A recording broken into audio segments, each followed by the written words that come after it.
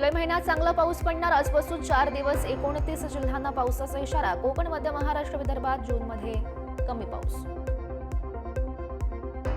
मराठवाड्यात आजपासून 5 दिवस मेघगर्जनेसह मध्यम स्वरूपाच्या पावसाचा अंदाज. तर 4 ते 10 जुलै दरम्यान पाऊस सरासरीपेक्षा जास्त राहणार. साताऱ्याच्या कास बांबलोरी परिसरातील पावसाळी पर्यटन बहरलं. कास तलाव पूर्ण क्षमतेनं भरला. सांडव्यावरून वाहणाऱ्या पाण्यामुळे पर्यटकांची मोठी हजेरी. जालन्यामध्ये रिमझिम पावसाची हजेरी. पावसाच्या आगमनानं वातावरणामध्ये गारवा निर्माण. पावसामुळे शेती पिकांना नवसंजीवनी. भंडाऱ्यामध्ये पावसाची हजेरी. जोरदार पावसानं झोडपल्यानं जिल्ह्यातील पेरणी खोळंबली.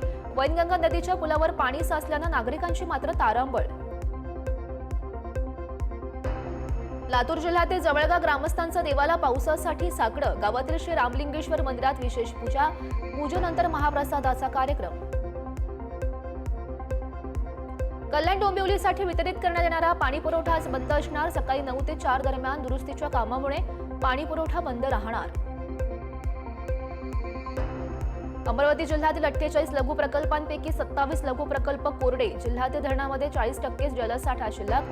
जिल्ह्याला दमदार पावसाची प्रतीक्षा. आषाढीसाठी एसटीचा सातारा विभाग सज्ज. भाविक आणि वारकऱ्यांच्या सेवेसाठी 250 बसेसचा ताफा. उद्योगमंत्री उदय सामंत यांच्याकडून मुंबई गोवा महामार्गाची पाहणी. रत्नागिरी जिल्ह्यातील बावनदी, वांद्री, संगमेश्वर या ठिकाणी त्यांनी केली पाहणी. शहापूर तालुक्यातील दापूर पाड्यात रस्ताच नाही. रस्ताच नसल्यानं गावातील वृद्ध व्यक्तीला डोलीतून 10 किलोमीटर पायी प्रवास करत नेलं रुग्णालयात. मागील आठवड्यामध्ये झालेल्या जोरदार पावसामुळे पंचगंगा नदीच्या पाणी पातळीमध्ये वाढ. पंचगंगा नदी घाट परिसरात पुराच्या पाण्यामुळे चिखलाचं साम्राज्य. संभाजीनगर ते पैठण रोडवर अतिक्रमण विरोधी कारवाई. जालना रोडवरील 1000 पेक्षा अधिक अतिक्रमणं हटवली. विरा रोड परिसरामध्ये मनसेच्या कार्यकर्त्यांकडून परप्रांतीयाला चोप. मराठी भाषा बोलण्यास नकार दिल्यानं मनसेकडून मारहाण. हिंदी सक्तीचा प्रश्न ताजा असतानाच मनसेचं खळखळाट सुरू. ठाण्यामध्ये मोबाईल दुकानात रिचार्ज घेण्यासाठी गेलेल्या मराठी ग्राहकाचा दुकानदाराशी वाद. या वादानंतर ग्राहकाला दुकान मालक आणि कर्मचाऱ्यांकडून बेदम मारहाण. संभाजीनगरच्या बाल सुधारगृहातून 9 अल्पवयीन मुलींनी काढला पळ. जालना रोडवर दामिनी पथकानं पाठलाग करून 7 मुलींना पकडलं. 2 मुली यामध्ये अद्यापही फरार. जालन्यामध्ये गोपीचंद पडळकर यांच्या विरोधात ख्रिश्चन समाजाचा मोर्चा. पडळकर यांचा राजीनामा घेण्याची मागणी. पडळकर यांनी ख्रिश्चन धर्मगुरूंविषयी केलं होतं वादग्रस्त वक्तव्य.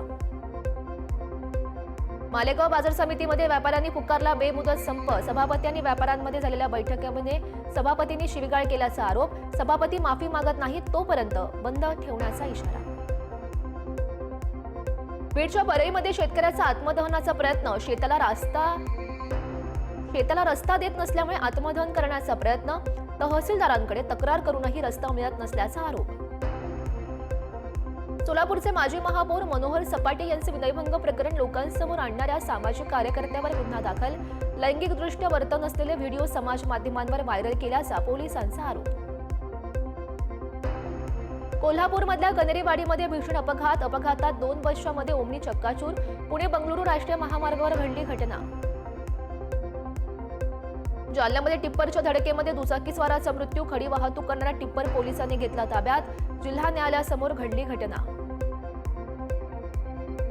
कर्नाटकमधील राष्ट्रीय महामार्ग बिदनगेरे बायपास जवळ 4चाकी वाहन आणि कारची धडक. अपघातात एकाच कुटुंबातील 4 जणांचा मृत्यू.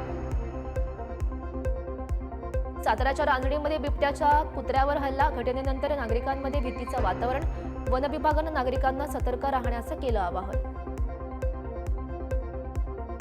भंडाऱ्यातील लाखणीमध्ये बिनविषारी टुरक्या घोडे सापानं दिला 14 पिल्लांना जन्म. सर्पमित्राच्या सहाय्यानं साप आणि पिल्लांची सुखरूप सुटका. नांदेडच्या मालेगाव शहरात घरगुती गॅस सिलेंडरचा स्फोट. स्फोटात संसारोपयोगी साहित्य जळून खाक. जीवितहानी मात्र नाही. अकोल्याच्या बाळापूर शहरातल्या मन नदीच्या पात्रात एका अज्ञात व्यक्तीचा मृतदेह आढळल्यानं खळबळ. पोलिसांकडून मृत्यू प्रकरणी शोध सुरू.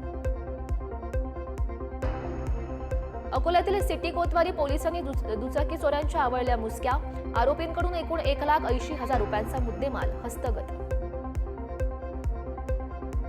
दुसऱ्या कसोटी सामन्यामध्ये विराट कोहलीचा विक्रम, भारताचा यष्टिरक्षक आणि फलंदाज ऋषभ पंत मोडण्याची शक्यता. कसोटी क्रिकेटमध्ये एजबेस्टनच्या मैदानावर सर्वाधिक धावांचा विक्रम विराटच्या नावे. भारताविरुद्धच्या दुसऱ्या कसोटी सामन्याआधी इंग्लंडचा संघ जाहीर. वेगवान गोलंदाज जोफ्रा आर्चरशिवाय खेळणार इंग्लंडचा संघ. कौटुंबिक कारणामुळे जोफ्रा टीममध्ये नाही.